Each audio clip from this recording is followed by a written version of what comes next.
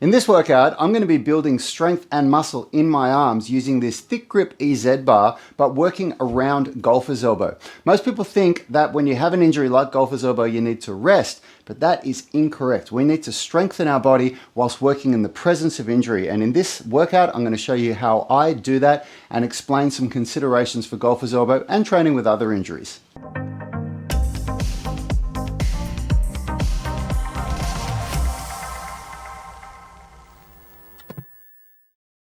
So I've got a lingering case of golfer's elbow that I'm really dealing with probably only a 1 out of 10 pain, and it's come down from about a 5 out of 10 pain, but it's still there in the background and it's preventing me from being able to really go for it in my goals this year of a one-arm pull-up. So the consideration for my training is keep getting stronger, keep building strength and muscle in my arms, in my back, in all of the muscles that are involved for pulling, but make the golfer's elbow better. Now, I'm going to be using a thick grip EZ bar with wrist wraps. And you might be thinking, that's the dumbest thing I've ever heard. You'd use a thick bar to increase the demand on the grip and on the wrist, and you use wrist wraps to decrease the demand on your grip. And you'd be right. But here's my consideration. I don't have dumbbells here at the moment. I have my brother Yanni and I, we just recently got rid of our Unity Gym dumbbells, and the dumbbells that I had here were a part of that set. So I needed to get rid of those, and I've ordered myself a new set of dumbbells. So the only thing I've got here to be able to train my arms right now is this thick grip EZ bar. And this is what I want to talk to you about this idea of training in the presence of injury and not thinking like, well, I'm injured and I can't work out. So let me do one set and then I'll talk to you about why I'm doing this.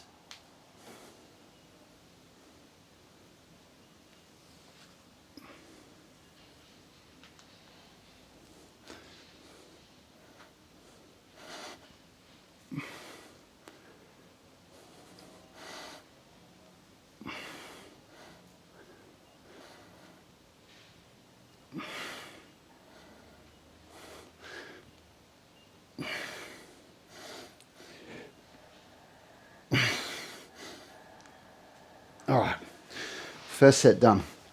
So why am I using an EZ bar? As I said, I don't have my dumbbells here. And normally you use a thick grip to basically to increase the demand on your grip. So it makes it harder to grip, builds up the strength in your grip, puts more demand on the wrists, all things that you actually want to do less of when you have golfer's elbow. But rather than doing nothing, there's two things I'm doing here to be able to work around the golfer's elbow. Number one is that I'm doing a pronated grip. So a pronated grip pretty much eliminates all strain on the wrist flexors. There's a little bit there, but because the majority of the strain on the wrist flexors, which are the tendons that connect to the medial epicondyle that get inflamed with golfer's elbow, when you go into a pronated grip, you really deload those muscles. So that's the first thing. And then next, by using some lifting straps, I don't even need to grip the bar too hard, so it's even taking less of the strain out of my grip. But I'm still able to train my biceps, train my arms, and work towards my goals of getting stronger through my pulling muscles, but without aggravating the golfer's elbow. So that's why I'm doing it. And I think that this is a really common mistake that people make with their training when they're injured, which is, actually I don't need these for the triceps, which is that they think, you know, I'm injured, I need to rest. And I'm 45 now, like I've always got some kind of an injury going on. There's always something niggling in the background. And I think a much healthier way to approach working out is, how can I continue to work out even in the presence of injury? And this is a way to do it. Now, this is also a deload workout for me. So this is actually going to be very light for me for skull crushers, but that's okay. Because as a deload workout, so I train pretty hard or much higher intensity, much higher volume on Monday to Thursday.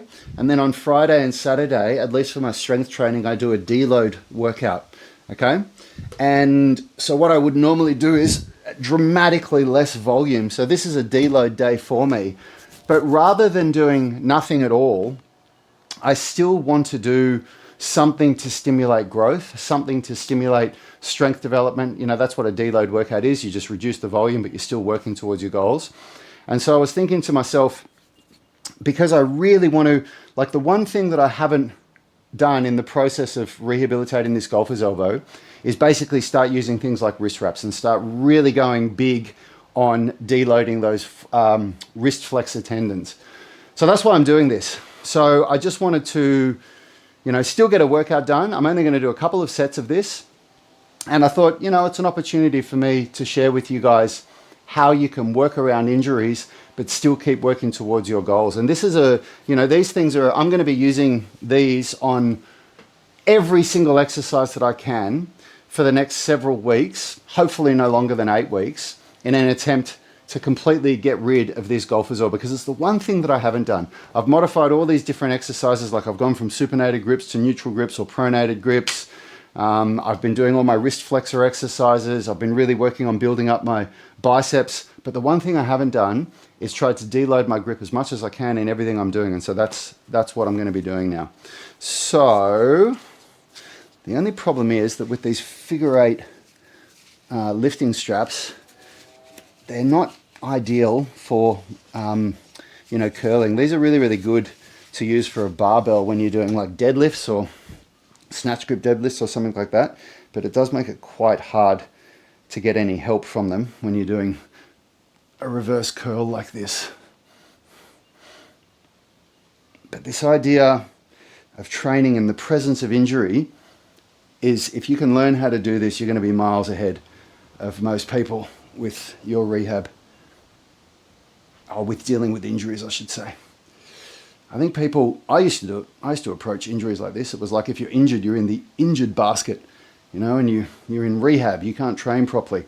And what I've learned from my good friend Phil White, our resident physiotherapist here, and other sports physiotherapists that I've worked with over the years, is that, a much smarter approach is, how do you train in the presence of injury? And funnily enough,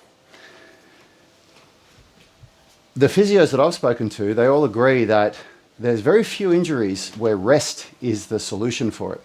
If you've had surgery, often you need to rest just for several days afterwards, because, you'll have incisions that, where there's tissue that's trying to re-heal, that's got stitches, and doing strength training can definitely be problematic for that. Another one is a fractured bone.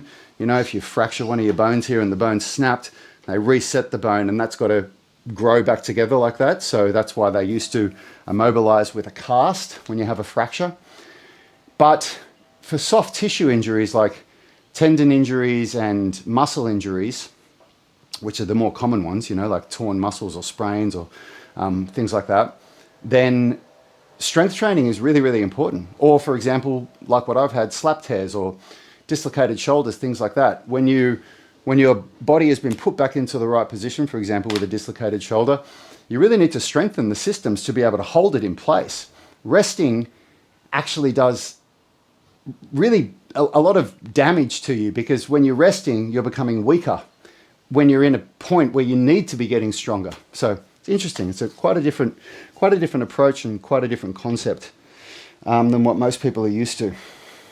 I'm going to try something different here. I'm actually going to try doing a supinated grip skull crusher, because I think that should deload my... Yeah, that's heaps better. See, when I was doing the pronated grip, I didn't think about that before I did my first set, but that's actually loading the wrist flexors, because as you go down, the load is pushing here and the wrist flexors have to hold you up.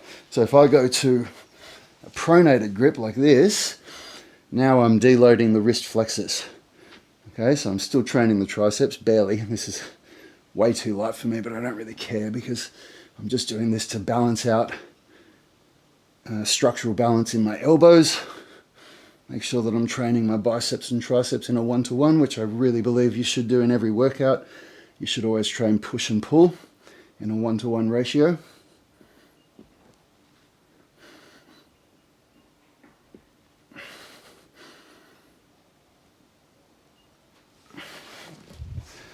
And that's it.